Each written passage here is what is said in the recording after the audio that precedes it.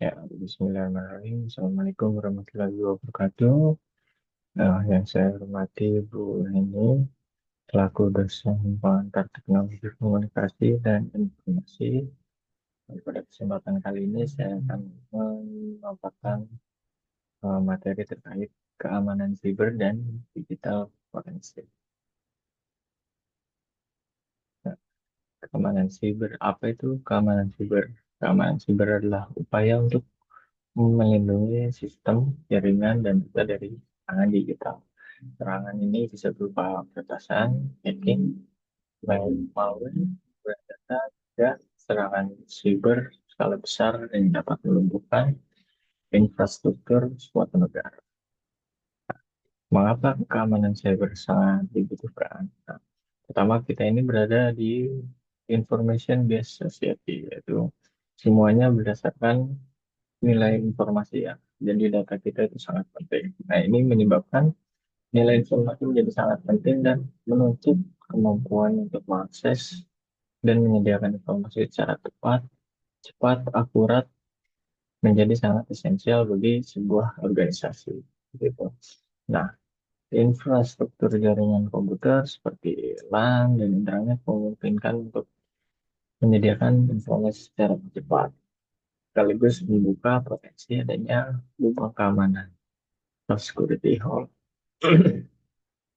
Nah, ini beberapa contoh dari ancaman keamanan siber. Yang pertama ada malware.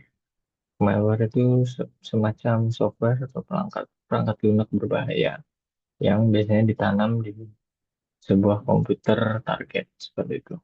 Nah, yang kedua ada phishing. Nah, ini phishing ini melakukan penipuan biasanya melalui email atau pesan ya, yang ternyata itu merupakan pesan palsu atau aplikasi palsu untuk mengirim data ya, mengirim data ke hacker untuk mencuri informasi. Yang ketiga ada serangan DDoS. Nah, ini serangan DDoS itu dengan cara membanjiri server hingga layanan tidak bisa diakses. Jadi kita melakukan banyak request ke suatu server tersebut sehingga servernya down ya, tidak sanggup untuk menghandle semua request yang masuk sehingga layanannya down dan tidak bisa diakses. Yang keempat ada insider threats, yaitu ancaman dari orang dalam itu sendiri. Nah, bisa jadi seorang pengkhianat ya, eh, seperti itu. Nah, ini cara mengatasi keamanan cyber ya. Pertama, menggunakan kata sandi yang kuat dan autentifikasi dua faktor ya. Jadi nggak cuma keamanan sandi kita itu nggak cuma password aja, bisa misalkan autentifikasi lewat handphone ya. Ini benar kamu login di sini seperti itu. Biasanya Google sudah melakukan itu. Terus memperbarui perangkat lunak secara berkala ya. Perbarui biasanya update software itu memang untuk menjaga keamanan. Untuk apabila ada celah-celah keamanan itu pasti si pengembang software selalu melakukan pengembangan secara berkala biar tidak dapat diretas seperti itu. Terus lalu berhati-hati terhadap tautan dan lampiran mencurigakan. Nah, seperti itu biasanya kita akan menerima email, linknya mengarah eh, seperti logo suatu instansi atau apa gitu ya kan. Nah, itu perlu diverifikasi lagi kebenarannya dari alamat emailnya. Kita jangan main asal klik, bisa jadi itu malah menanamkan virus atau ransomware ke PC kita. Lalu yang keempat, menggunakan firewall dan antivirus yang andal. Dan juga selalu diupdate ya, biar nggak biar hacker nggak gampang masuk ke komputer kita. Seperti itu. Nah, ini ada contoh kasus keamanan siber yaitu pada Mei 2017 ya. Ada serangan ransomware WannaCry menyebar ke lebih dari 150 negara dan menginfeksi 200.000 komputer di berbagai organisasi termasuk rumah sakit, perusahaan, instansi pemerintah. Ini ransomware ini mengenkripsi data korban menuntut pembayaran dalam Bitcoin untuk mendapatkan kunci untuk melakukan dekripsinya. Jadi Ransomware ini melakukan mengunci ya, mengunci file-file korban, dienkripsi, dan si korbannya tidak bisa membuka.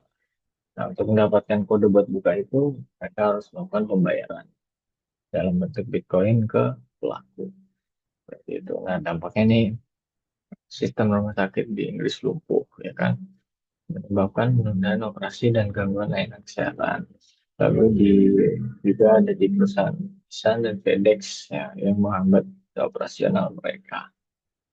Nah, pelajaran dari kasus ini yaitu serangan ini mengeksploitasi celah keamanan di sistem operasi Windows yang belum diperbarui. Nah, makanya kalau kita punya Windows ya, software apapun itu ada baiknya kalau ada update, sebaiknya diupdate karena biasanya software itu melakukan pembaruan keamanan. Keamanan eh, software itu biasanya melakukan apa ya?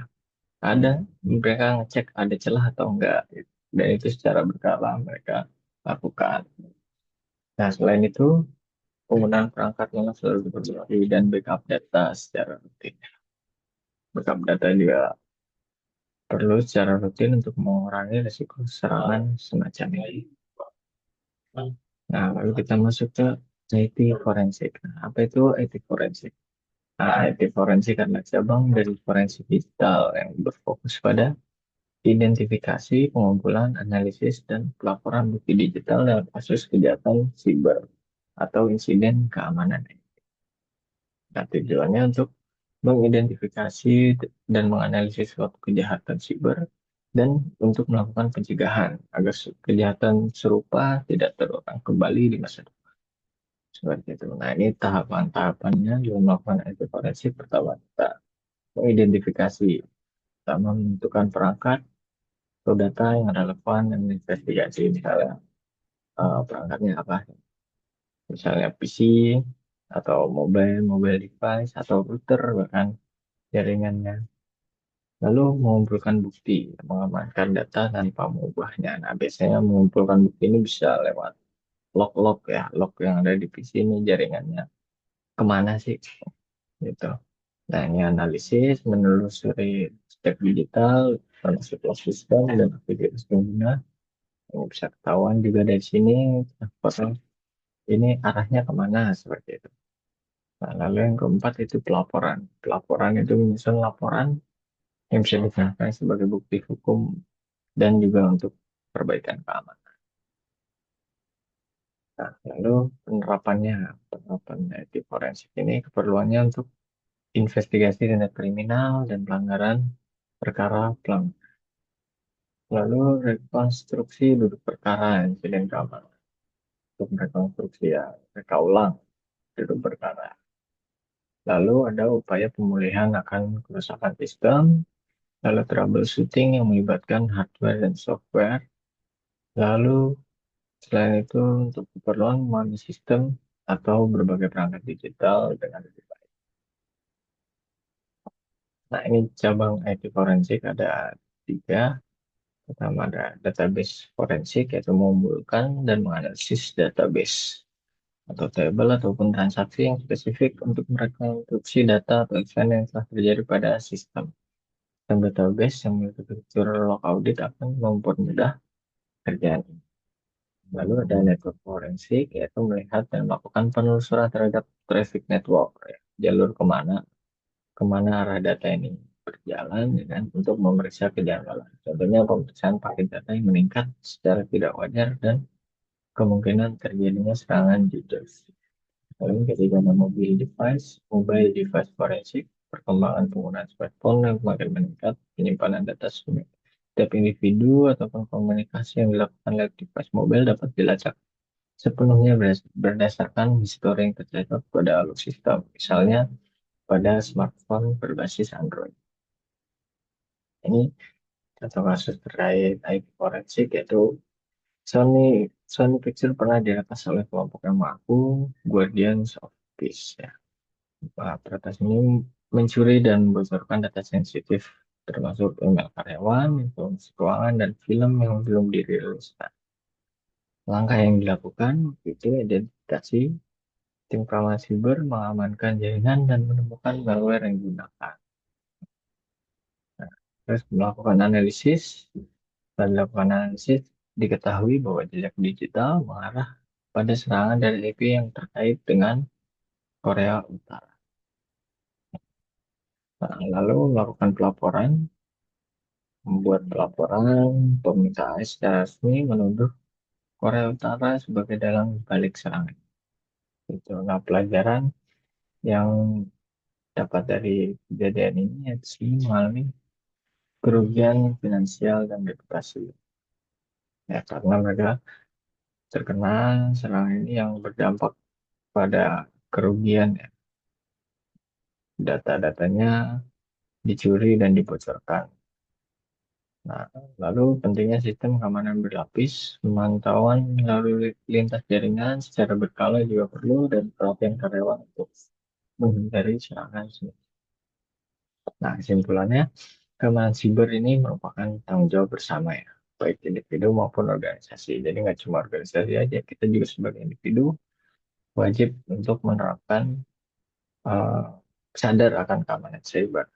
Nah, lalu IT forensik ini membantu dalam mengungkap kejahatan siber dan meningkatkan sistem keamanan untuk mencegah serangan serupa di masa depan.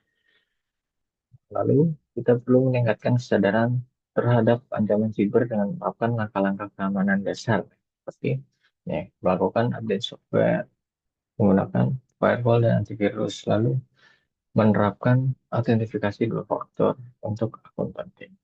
Nah, mungkin ada satu lagi, yaitu untuk tidak sembarangan mengklik, ya. Mengklik dari email, kita harus memverifikasi uh, kiriman-kiriman yang mencurigakan itu ya, yang biasanya di email atau di SMS atau bahkan di WA sekarang.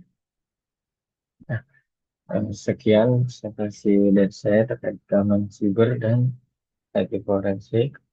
Kurang lebihnya mohon maaf. Ucapkan Assalamualaikum warahmatullahi wabarakatuh.